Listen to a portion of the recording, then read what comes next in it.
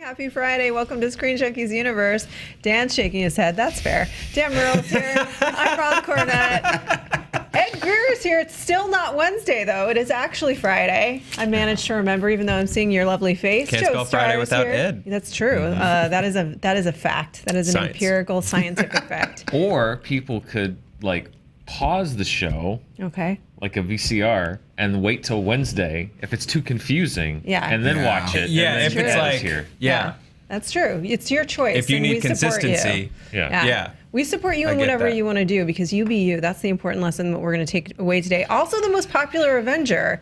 Let's rank things. We have some fan questions and we have data. Dan, we have Brett charts. Spiner's here? Burst in the wall like Kool-Aid Man. And then he just gives you Is a he hug. coming through the hidden Star Trek door that no one sees? We had to get a camera on the Star Trek door just to like see it in all of its infinite loneliness.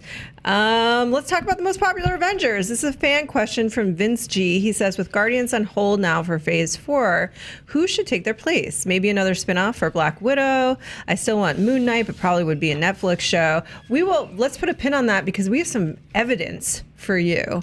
Yeah. Who's the most popular Avenger? So this comes via Fandom, who basically ranked the list of the most searched Avengers on the Marvel Wiki, and that has translated a little bit into a theory around. Now, some of this is not surprising. Number one is Thanos. So we love evil. As a human race. And I think we already knew that. And the rest of the list is kind of interesting. 2 is Thor, 3 is Iron Man, 4 is Black Panther, 5 is Spider-Man, 6 is Loki, 7 Hulk, 8 Winter Soldier, 9 Doctor Strange, 10 Star-Lord. Captain America has a humiliating defeat, and everyone's wrong at number 11. Right above a villain. Right above Ebony Maw. You know what I mean? Scarlet Witch is below Ebony Maw at 13. Black Widow's 14. Ant-Man 20. Poor Black Man. Hawkeye's 22. And Groot's 27. That actually surprised me. But so let's talk about the data for a minute, because obviously some of this is linked to the most recent films. People are searching for Thanos because of Infinity War. People are searching for Thor because of Ragnarok. But Iron Man, just popular, seemingly. Yeah. But so do you think this has any sort of relevance around the appetite for which characters we want to see in films going forward? It certainly doesn't have anything to do with who's the best Chris, which is still Cap. Fine. Even though you The best won Chris this one. is obviously the second most searched Avenger. You won this one. If we could throw the list back up. Sorry, JTE, I asked that while you were not standing anywhere near the button that puts the list back up. I apologize. There's a whole other show that we get to see during our show back here.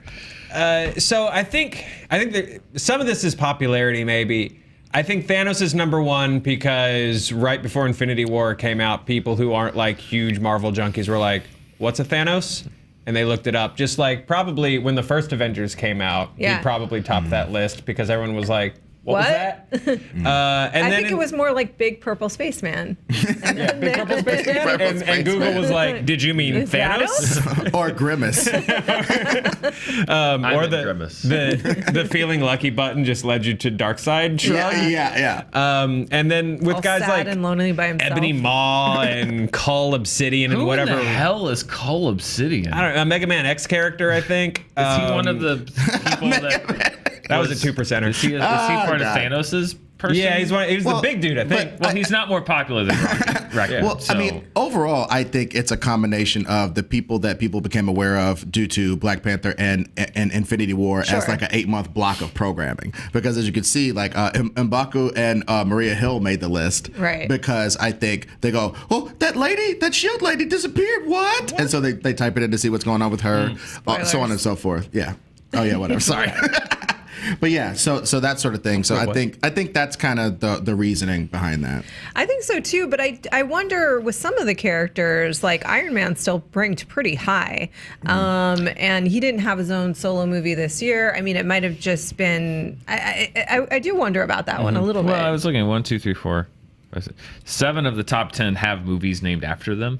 So I'm wondering if they got I don't know Yeah. how they called this list, but do you count an Iron Man search or Well, time they searches call for an Obsidian Iron Man this movie? Nice one. Well, also they, if you think about it, in Infinity War, if you had a gun to your head and you had to choose who the stars of that movie are, it's Tony Stark and Thor. Yeah, and well, I think they're of back the Avengers. to back. It's Thanos' arc. Yeah. Well, if you, Oh yeah, all the film comment kids will do that. Yeah. Yes. Sorry, let me rephrase it. If you were my dad and if you didn't say the character's name, you got shot. So if you were just like the green lady who was the emotional crux, like you still took that bullet. So like the I way think your most of dad those people are framed going to that. be like, I don't know, Thor. Like he knows Thor and Iron Man, I think. I like that. Interestingly enough, almost every character from Infinity War is represented except Proxima Midnight and Wong. Oh, Did not make the list. Wong, you know what? Wong, you punked out. You ran off. It's true. I don't think you true. deserve to be on the list, Yeah. He man. had to preserve the mystical Yeah. Oh, realm. yeah. I will And not. nobody's watching my house. Stop magic shaming him. And now the sanctum is covered in exactly. ash because Look what Wong did happens. nothing. Look what happens. You don't deserve the list. You don't even earn Wong. it. I loved you, Wong. Yeah. I thought you were the best part of Doctor Strange. And then you blew it. And then I thought you were one of the best parts at the beginning of Infinity War. There's And then gonna- you just. Dude, there's gonna be a mini comic where Wong is at the temple where all the magic scrolls are, and he's just magicking his ass off, keeping Nope. other Thanos people away Nope, from I'll him. tell you exactly what he did.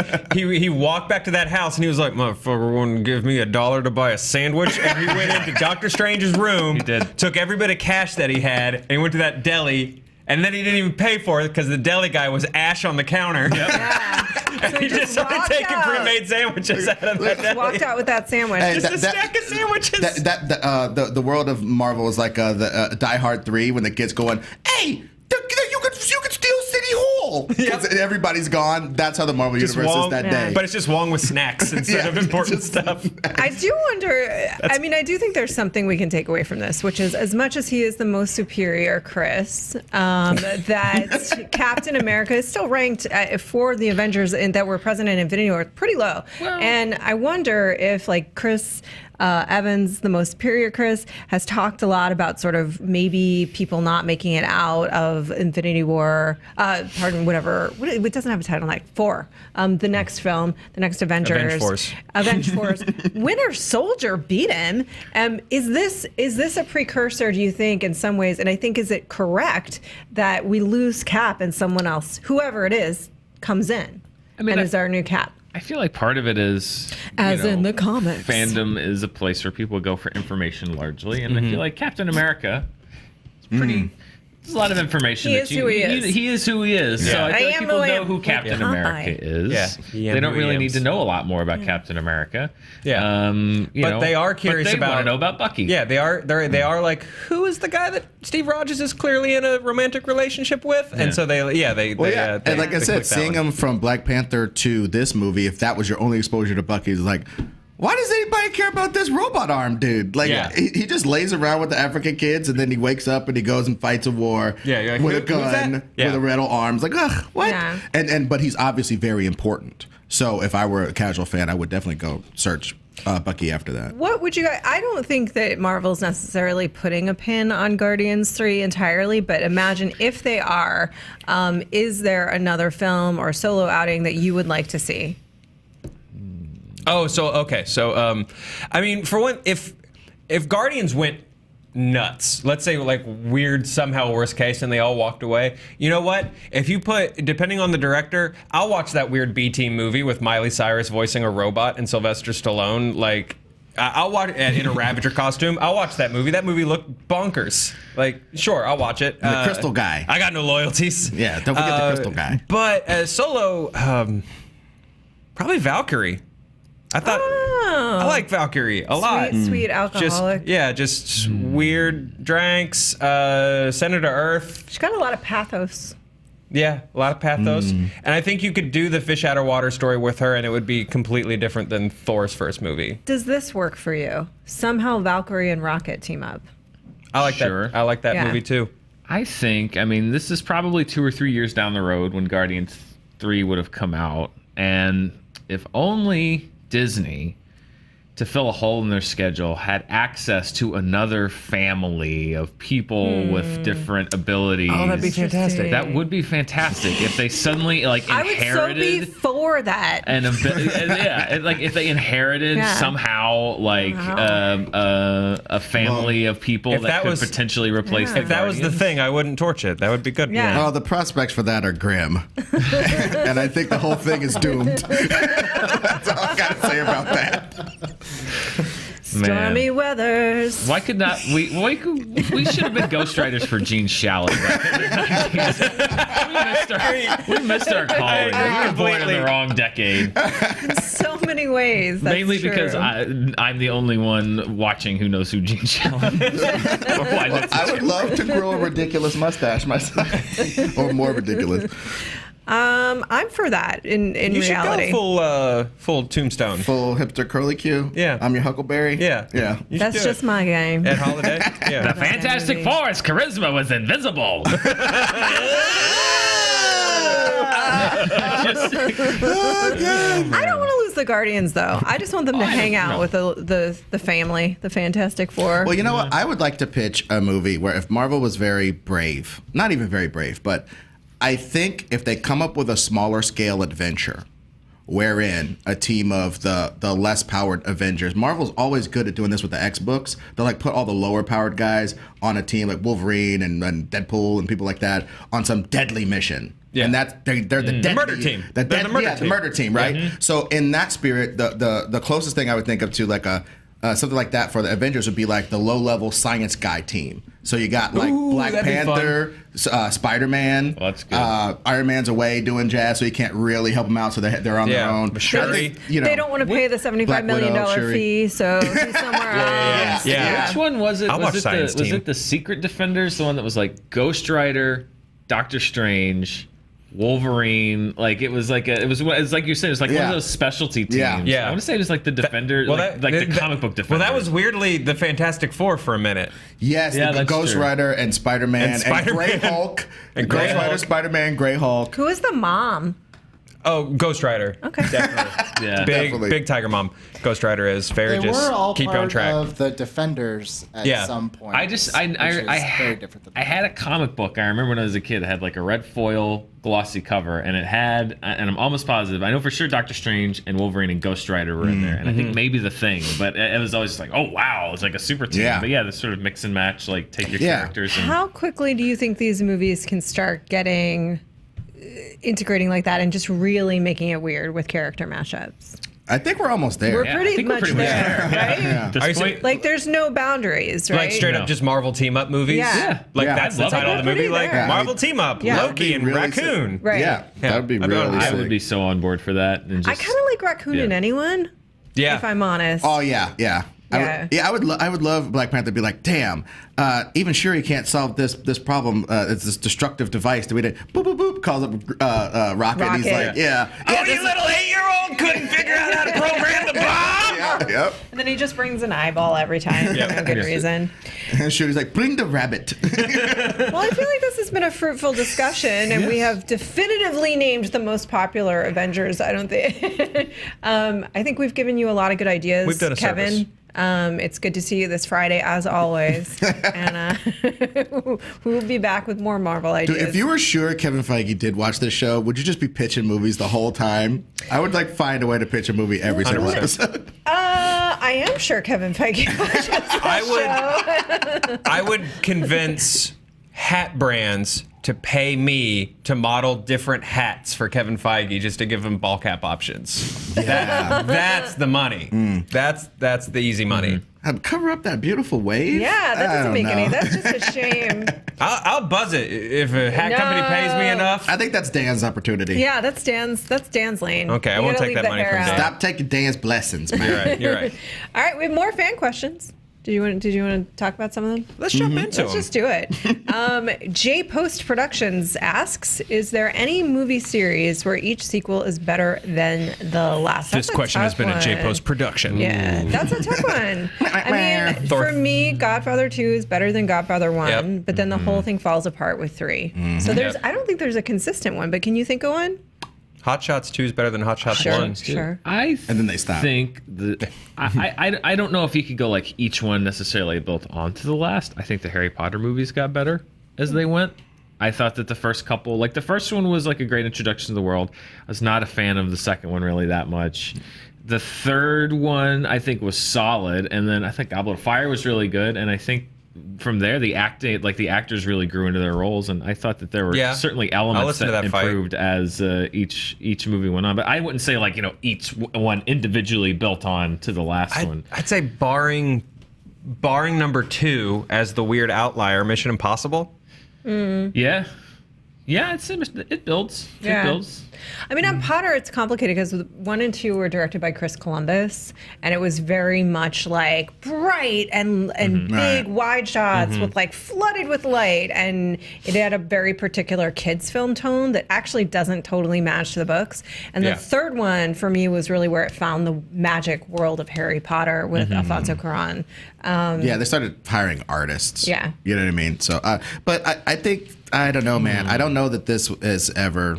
I don't think this has ever happened, because even with Mission Impossible, which I would tend to agree with Dan with, it's still kind of an encephalogram. It's like way high, kind of low, way high. Check out the words on it. You know what I mean? Like those last two before this last one were okay. I'm not gonna act like those were great pieces of cinema, especially when you compare them to 3 or 6 or 1. In my opinion.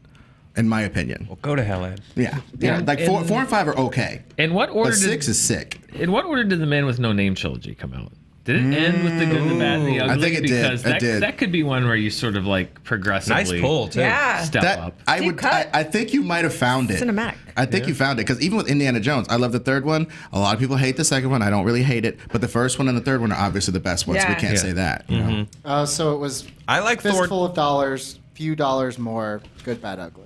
I would I'd submit argue potentially that that could be a the series one. where they Yeah. got progressively better. As a person who likes Thor 2 slightly more than the first Thor, I'll say the Thor trilogy. Ragnarok's my favorite. Hot take. I like Thor 2. I'm not saying I love Thor 2, but I like it slightly more than Thor 1. Well, I think Captain we should. America? No. Winter Soldier. I think it, Winter that's another Soldier- triangle. Winter Huge jump Soldier. and then a different movie completely. Yeah. in the Yeah. third. Yeah. With Civil War. Yeah. I don't think Civil War is a worse movie than Winter Soldier. I think Winter Soldier is a tighter film. Yeah, I It's, just think- Civil War is an Avengers movie. Yeah, it's an event. You're right. It's an Avengers movie. Yeah, I'd say that. Too. But at the same time, though, just think back to how you were as a lad or a lass watching that movie for the very first time. I mean, dude, that was the most superheroes I'd ever seen in one place. I was going crazy. Avengers 1? No, Avengers. Yeah, but even more than Avengers 1. Captain America 3 has more superheroes doing more super stuff than Avengers 1, and Avengers 1 had a lot of action. That airport scene's rad, but The it's airport like scene whole is movie. rad. People hate it. Some people hate it. Did you know that? Really? I have heard this. Have Who you are heard these this? Philistines? Who said There's that? because I don't know. Persons on internet. Them. I mean, someone on the internet hates everything. Someone on the internet hates puppies, Yeah. And I'll find them. which I know it's a ridiculous thing to hate. But it's like if there's something that people love, there's going to be a corner of the internet that hates it because that's just how it works. Yeah. And I guess technically you couldn't say they got better over time, but yeah, I think Dan hit it.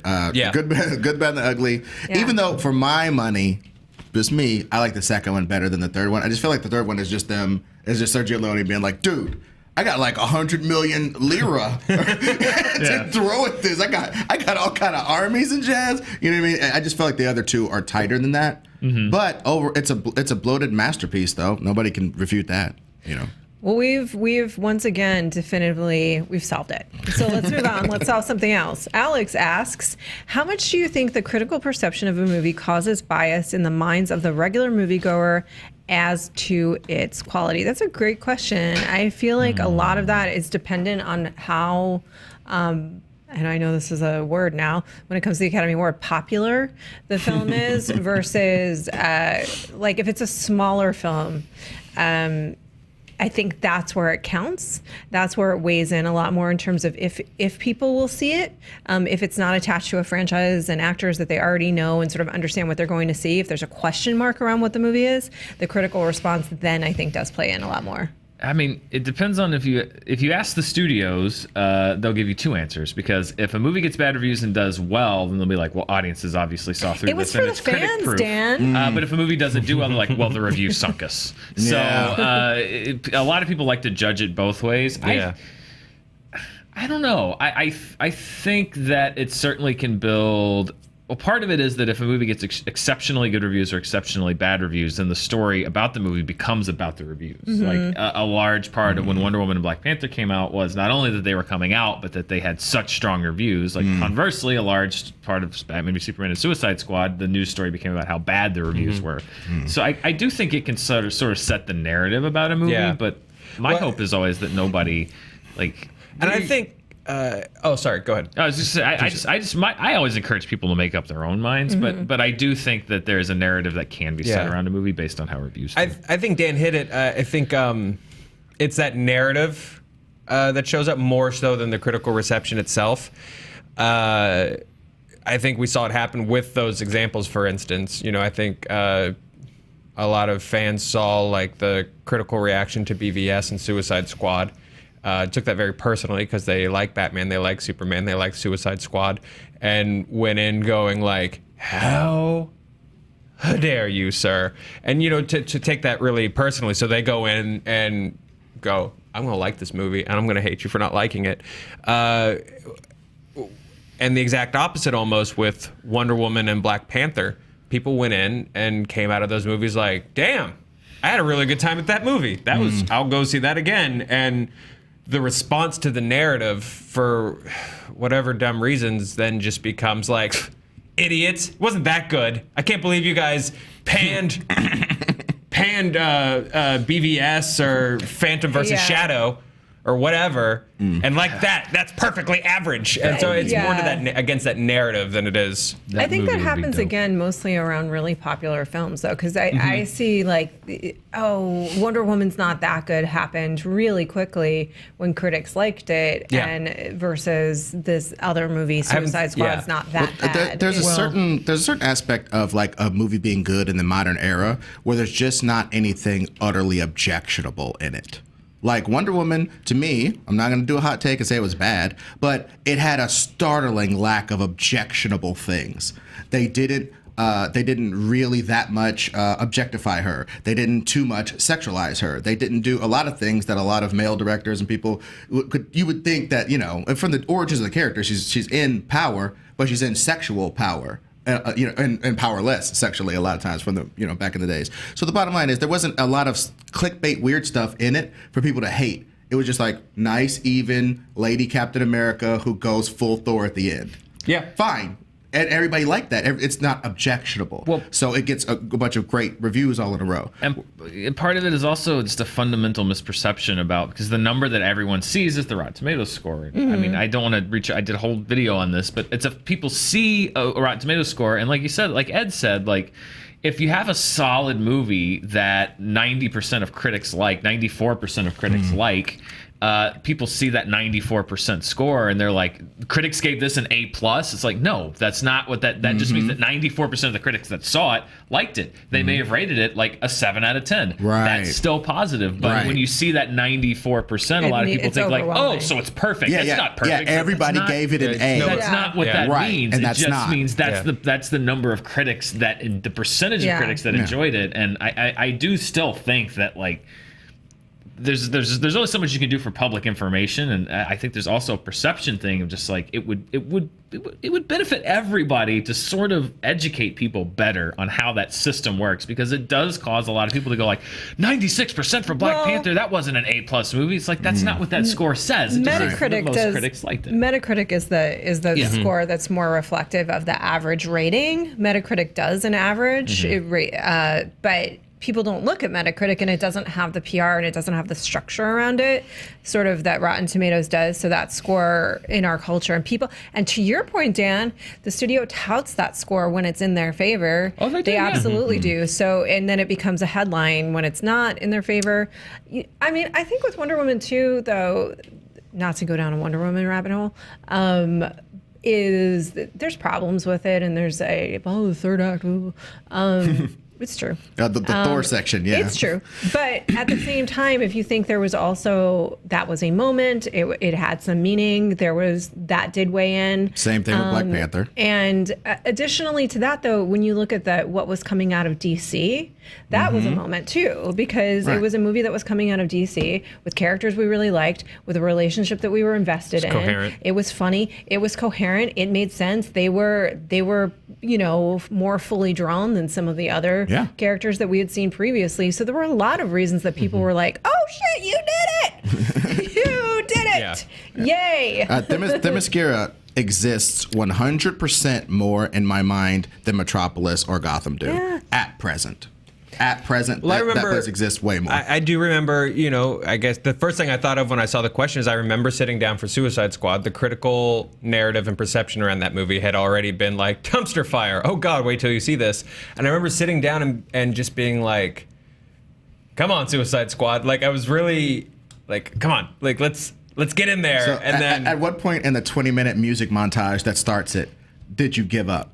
At which music video? But did you end up liking it as a result, or did you end up thinking? But I didn't go in. I didn't go in going, can't wait to look at this garbage. Like I remember going in and being like, come on, guys, prove us wrong. Let's do it. Like I'm still on your side. Well, and that's another misconception is people assume that when a movie like that gets bad scores, that's what happens. Is critics go in and they go like, I can't wait to write the pan on this piece of crap. Yeah. Which It's like, sometimes is true. But no critic worth their salt should ever go into a movie like that. Sometimes it's true, though. What? Like, I do think there's some movies that the critics are just like, I don't know why, but this one, claws. I've seen it happen where you're like, why this? Why are we? Why is this I think what would have been interesting is what if the Meg. I'm trying to think of a good example. Yeah. Well, what if the Meg was really well made and really good? What percentage of critics would just be like, "It's a big shark. This is dumb." You know what I mean? Like None. I think Hopefully critics none. actually wanted to like the Meg. I think because it was such a fun marketing campaign and it was such a fun lead up to it. I think we actually wanted it to be that matched the tone of the marketing campaign. Legitimately. The worst this that- one did. the worse that I hear or expect a movie to be, the more that I go in hoping it's good. Like, I go in with higher hopes for every Transformers movie than almost any other movie because I so desperately want for the next 2.5 hours of my life to not suck. Yeah. I so badly want this next I love those damn 2.5 robots, to Dan. 3 hours Well, to not be a miserable experience for me. That hasn't been the case, but I so badly want that to be the case. Right. You know? Well, I mean, you know what? I wish, not to go down the Transformers rabbit hole, but I'm like you. And when Bumblebee comes out, I'm going to be in there with a bunch of teenage girls who were brought in by the marketing campaign, rightfully so. And we're going to watch a movie that I hope is good. Because I want to see Starscream. I want to see best named Starscream's character. not in it. I'm so sorry. What is Travis the- Knight said so at Comic-Con. No, oh, what it's okay. robot plane is It's It that? might be plane. good. It's a different plane. Yeah, which red, white, and blue robot come F-16 is it? Yeah. I got, Ed. Optimus Pinto is going to show up. This is stupid. What's up with this GoBot crap? What's going on? That was that was the internet in a moment. That was such a hard left turn. I want to go see this. What stupid GoBot is this? You ruined my childhood. I hate you, Travis Knight. You're not my dad. It took me everything in that press line to not be like, so you've said Starscream isn't in the movie. What red, why white, are and you- blue F-16 is that in the trailer? Why are you a liar, Travis? Maybe it's like a con situation where, like, oh, it's John Harrison. It's not Starscream, yeah, but yeah. I don't know. We'll see. That'd be amazing. If it's a giant robot and he has on like a mustache, and he's like, yes, my name is Plainstorm, but other people call me Starscream, and everyone's like, yeah, we knew it was you, man. He pulls a piece of tinsel off of his lip. I actually believe I like Travis Knight so much. I have been advocating for this one as a very casual observer of the Transformers and a non. I want this to be good. I want it to be good, and I think he's really talented. So that it's.